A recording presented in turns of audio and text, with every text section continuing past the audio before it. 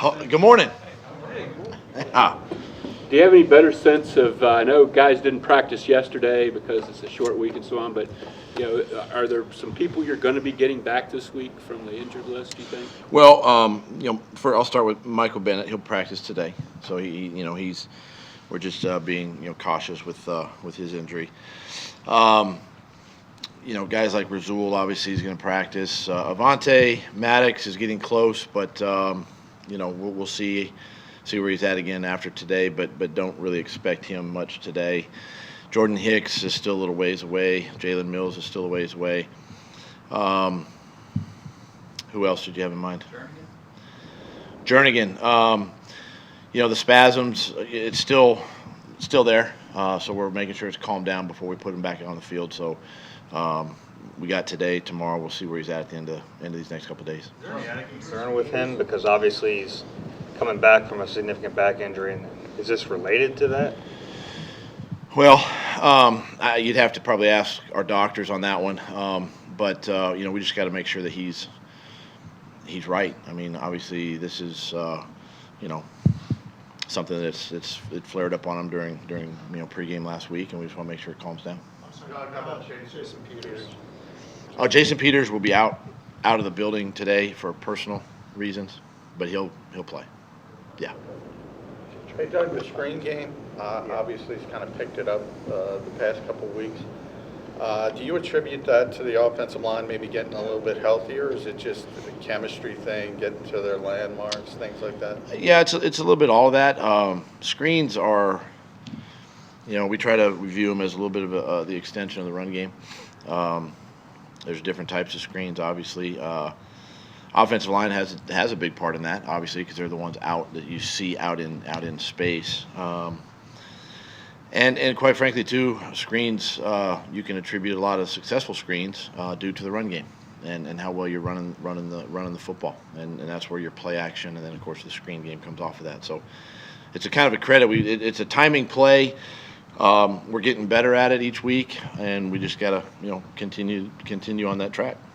In the locker room this week, something that's been discussed is the experience these guys have in big games, and frankly, it was something that a lot of guys didn't have last year. What's the value from your perspective in guys who played on this stage before? Well, the value is that they can keep the young guys coming, keep them engaged. If something negative happens or positive, they don't go, loose on us, and they can keep those guys sort of, in and focused, on the game and one play at a time mentality. And then just we know that you play these types of games. It's a full 60-minute game, and it's a battle every time you play the Cowboys or you play any of our NFC East opponents, and so having guys that have been involved with games like this before, from a leadership standpoint, does help. What do you think of Kamu's comments in the locker room? I know that kind of blew up, and Cowboys responded to them and all that. Yeah, listen, first of all, the Philadelphia Eagles, myself, and we have a ton of respect for the Cowboys. It's not,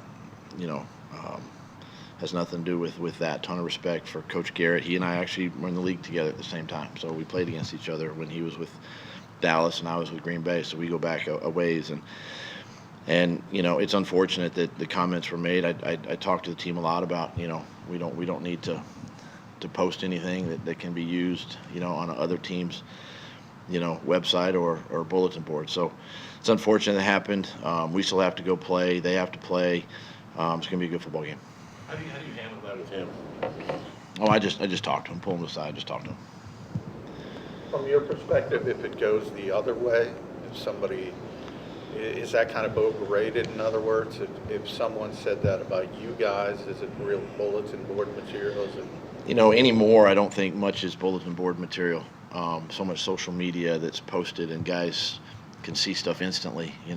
Back in the day, articles were cut out and actually pinned on a bulletin board for teams to see. I mean, I can remember my early days in Green Bay, back before all the social media stuff was on fire.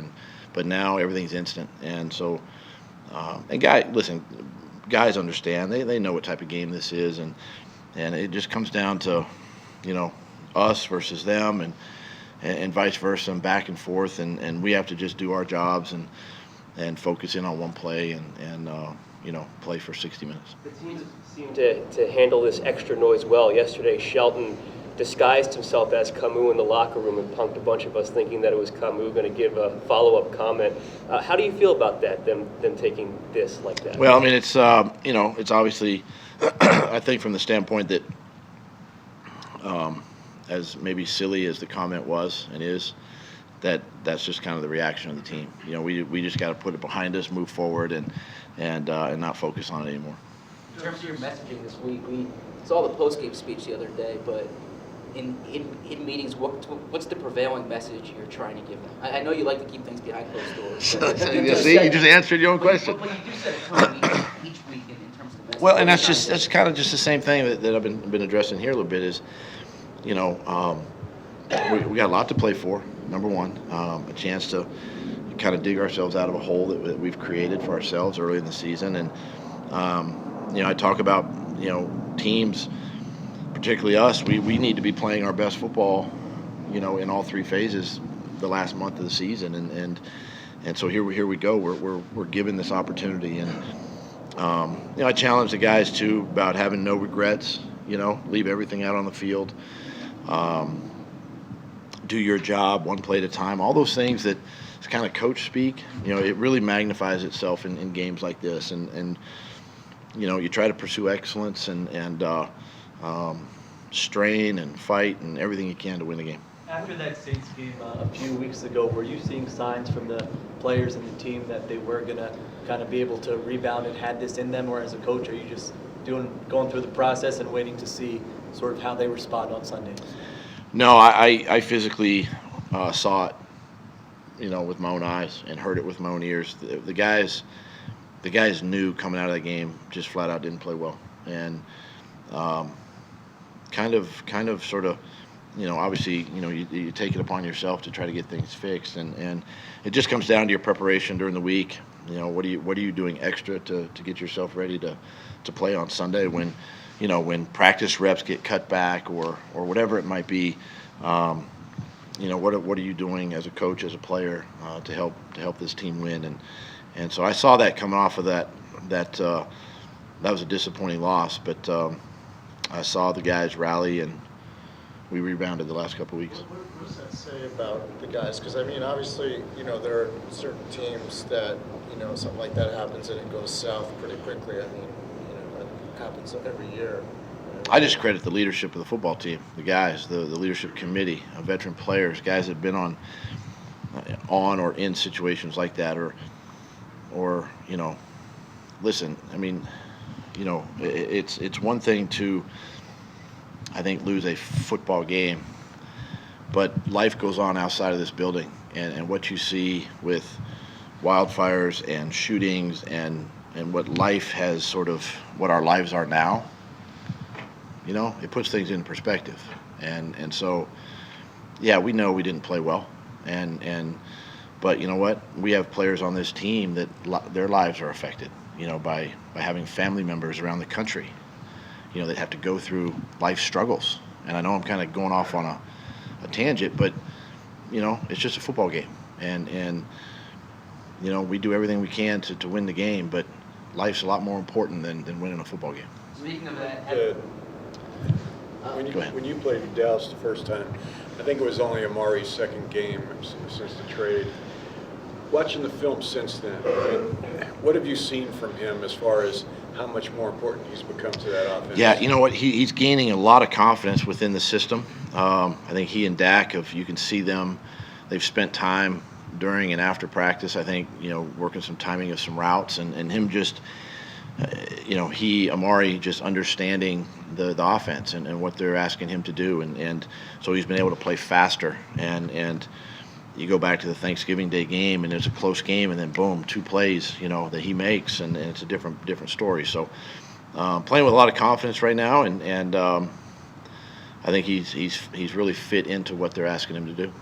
in getting back to what you were saying about life beyond football, have you been able to be in touch with Derek Barnett or have a sense of how he's doing? Yeah, I have, and it's a tragedy, and it's just exactly what I'm talking about. Stuff like that pops up, and you think about the family, you think about him, obviously, and Is he back in Nashville? Or? He's back in Nashville, yeah, with his family, going through this right now, and it just puts everything into perspective. Everything we do into perspective, and that's a lot more important than, like I said, than winning the game. Couple more, please. What did that last game with the Cowboys a month ago? What did it teach you going to this game? Well, I think it taught us, especially from that point forward, that one, from an X's and O's standpoint, we have to execute better. We have to tackle better on defense. We knew going in there that we were going to get a steady diet of Zeke Elliott, and we did. And so we've got to be able to put him on the ground. Obviously, offensively, we didn't start the way we wanted to. First 4 plays, we were 3 and out and an interception. So we've since kind of fixed that, a little bit. So those are all takeaways that you look at that game, and even what we did in the second half, I think, as an offense and a defense, really fighting and scratching and getting ourselves back in a position to tie the game, and then with a chance really to tie it again at the end. But just too many mistakes in that first game that you can't do, especially in big games like that.